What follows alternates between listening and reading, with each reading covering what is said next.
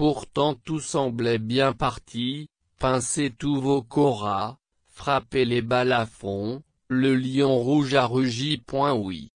On pouvait se permettre de battre les tambours, on pouvait se permettre d'avoir l'espoir que le rugissement du lion était le début d'un grand bond en avant qui serait suivi d'un envol sans secousse. Qui aurait pu douter un instant que le lion n'allait pas dissiper les ténèbres, dans un pays qui avait vu naître, comme par enchantement, les meilleurs saints de la planète, capables à eux seuls, de par leur pouvoir mystique, et leurs enseignements, de faire du Sénégal un paradis sur terre.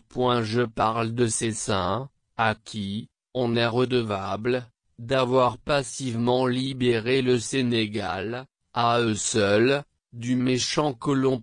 Ce même colon, qu'ils ont eux-mêmes aidé à se libérer de l'envahisseur allemand, en envoyant leurs propres fils et disciples. Force est de constater que l'histoire du monde n'a jamais connu une telle sagesse et une telle clémence dans la résistance. Un envahisseur à la fois ennemi et ami, quelle sagesse! Soleil sur nos terreurs, soleil sur notre espoir, debout. Plus d'un demi-siècle après les indépendances, le rugissement du lion s'est dissipé. Les ténèbres ont éclipsé le soleil, et le fils de l'écume du lion s'est mis à genoux, épaule contre épaule, subissant docilement tous les vents du monde, mais surtout le bantou est devenu niaque, l'arabe ennemi, mais le blanc est resté maître. J. Aidons les koras, et appelons-les pleureuses. Oui, pleurons. Pleurons pour le temps perdu. Pleurons pour le peu d'espoir qui reste, pleurons pour ceux qui se sont sacrifiés, pour des fils dociles, des fils qui préfèrent la servitude à la liberté, des fils qui se complaisent dans la souffrance. J'ai toujours pensé au plus profond de moi, que le lion n'a pas rugi de nouveau ou même qu'il n'a jamais rugi, car on lui a fait croire qu'il était libre alors qu'il était encore sous les jougs. Je me suis toujours caché derrière ce discours simpliste pour dédouaner mes semblables, et mettre la faute de tous nos malheurs sur l'autre.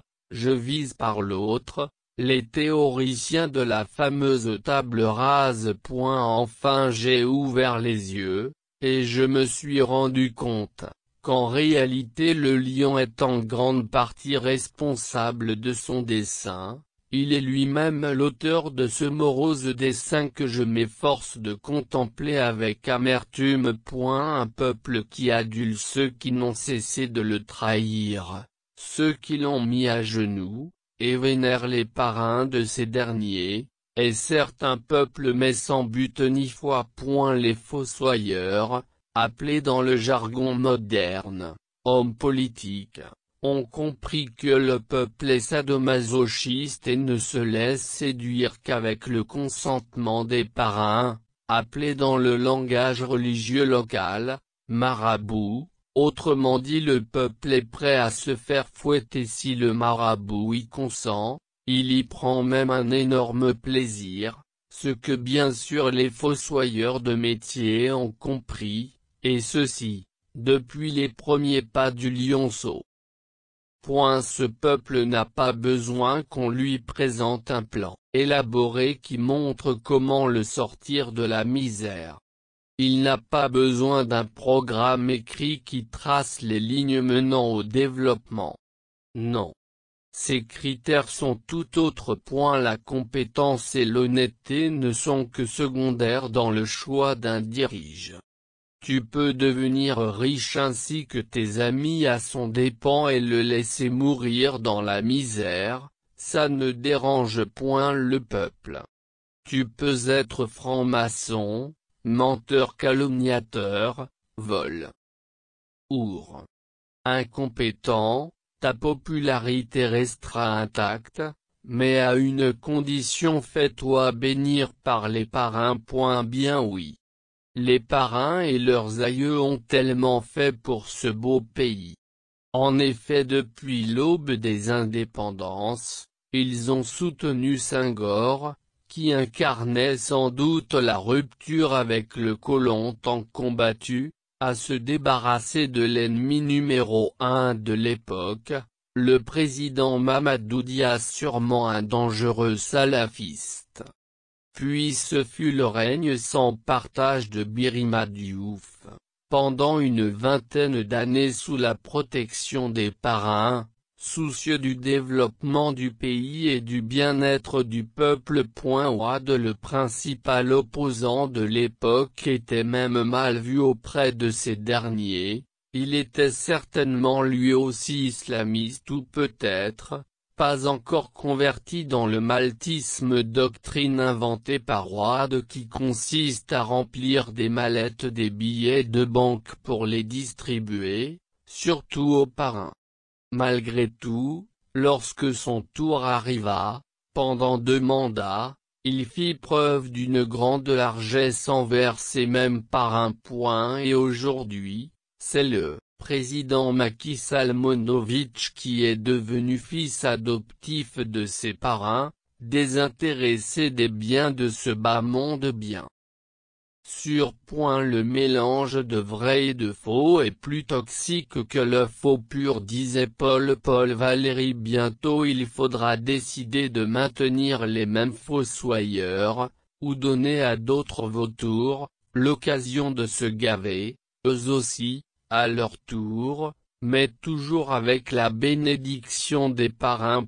Et pire encore, cette association de malfaiteurs n'a rien à craindre car il est protégé, adulé et même vénéré par ses propres victimes.